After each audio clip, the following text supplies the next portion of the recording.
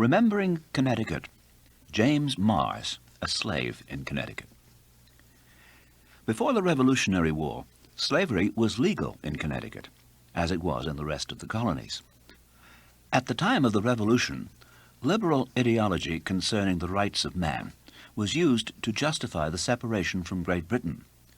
Moreover, people in the northern colonies recognized slavery as an unprofitable system for their style of agriculture, as well as a threat to the value of labor performed by free whites.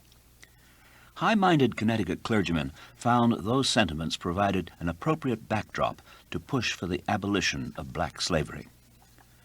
Connecticut Yankees, however, believed in the sanctity of property as strongly as they believed in the universal right to liberty.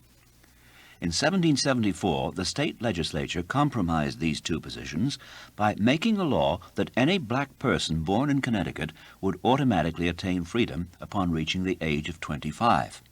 Thus, the slave owners did not immediately lose their human property, and the eventual disappearance of slavery was assured.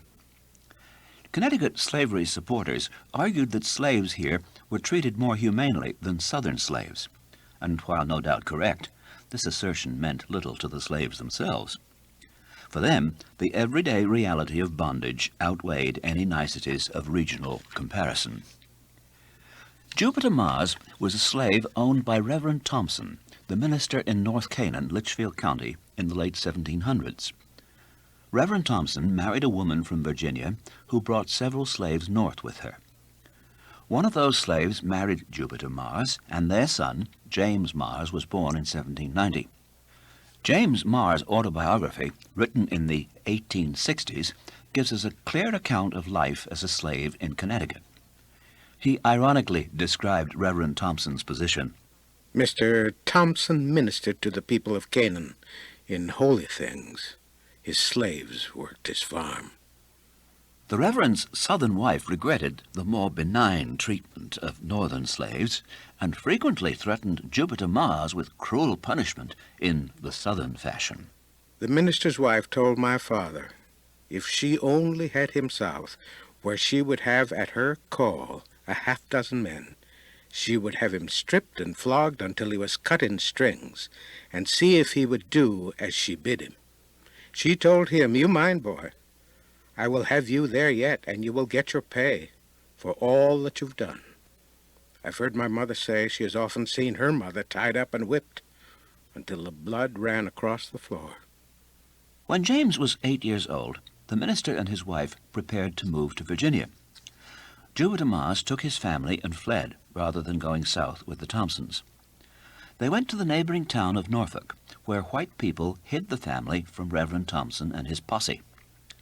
The family split up and hid at different households for several days. Then they regrouped and hid in the woods for several weeks. Norfolk people brought food out to the Mars family and helped them avoid the Reverend's search parties. Finally, the Reverend got word to the family that he would set the adults and one girl child free if James and his brother would come to Virginia. Jupiter Mars would not allow this, and Reverend Thompson offered to sell the boys locally. Worn down by living as a fugitive and not knowing how long the people of Norfolk would continue to aid them, Jupiter agreed. 8-year-old James Mars was sold to a Mr. Munger on the 12th of September, 1798, a day that he remembered starkly for the rest of his life. We two boys were sold for 100 pounds a head, lawful money. Yes, sold by a man, a minister of the gospel in Connecticut, the land of steady habits. The thought of being sold, not knowing whether I was ever to see my parents or brother or sister again, was more than I could endure. The thought that I was sold, as I did not then know for how long, it was hard to think of. But where were my parents, I knew not. It was a sad thought, but go I must. The next morning was a sad morning for me. The morning was clear, without a cloud. I was told where the man lived, and I must go, for he had bought me. I thought of my parents. Should I, oh, should I never see them again? It was a little over a mile. The way was long. I went alone. The tears ran down my cheeks.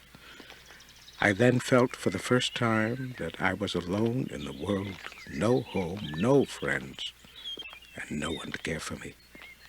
Tears ran, but it did no good. I must go, and on I went. And now 65 years have passed away since that time, and those feelings are fresh in my memory.